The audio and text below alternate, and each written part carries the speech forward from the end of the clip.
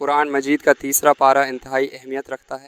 اس میں ایسی آیات بیان کی گئی ہیں جو ایمان اور دین کی بنیادیات کو واضح کرتی ہیں۔ سب سے پہلے اس پارے میں اللہ تعالیٰ کی توحید اور اس کی رحمت کا ذکر ہوتا ہے۔ یہ ایمان کا بنیادی ستون ہے کہ اللہ واحد ہے اور اس کے سوا کوئی معبود نہیں۔ اس پارے میں مختلف ابواب کا ذکر موجود ہے جو مسلمانوں کی رہنمائی کرتے ہیں۔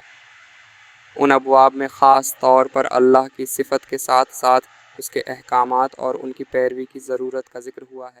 یہاں اللہ تعالیٰ کی طرف سے عطا کردہ ہدایات کو سمجھنا اور ان پر عمل کرنا ایک اہم موضوع ہے۔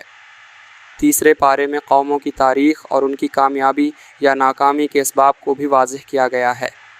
یہ تاریخی واقعات ہمیں یہ سکھاتے ہیں کہ جب قومیں اللہ کی طرف سے دی گئی ہدایات پر عمل کرتی ہیں تو اللہ ان کی مدد کرتا ہے، لیکن غفلت اور کفر کی صورت میں وہ عذاب کے مستحق ہوتے ہیں۔ مزید برآں اس پارے میں جہاد کے حکم اور اس کی اہمیت پر بھی روشنی ڈالی گئی ہے۔ اللہ تعالیٰ نے مسلمانوں کو یہ ہدایت دی ہے کہ وہ اپنی جان، مال اور وقت کو دین کے راستے میں خرچ کریں۔ یہ جہاد کا مفہوم ہمیں قربانی دینے کی تعلیم دیتا ہے تاکہ ہم اپنے دین کی سربلندی کے لیے کام کر سکیں۔ تیسرے پارے میں کچھ ایسے اصول بھی بیان ہیں جو ہمیں معاشرتی بہتری کی طرف رہنمائی کرتے ہیں۔ ان اصولوں میں انصاف، صدقہ دینے کی اہمیت اور ایک دوسرے کی مدد کرنے کی تلقین شامل ہے۔ دراصل اللہ کے پیغام کو پھیلانا اور اس کی رضا کے حصول کے لیے انسانیت کے ساتھ محبت اور احترام کا برتاؤ کرنا یہاں ضروری سمجھا گیا ہے۔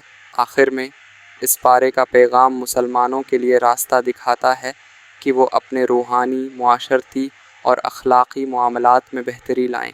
اس پارے کی تلاوت اور اس پر غور و فکر ہمیں ان کی روحانی نشو و نما اور زندگی کے مختلف پہلوؤں میں کامیابی کی طرف گامزن کرے گی۔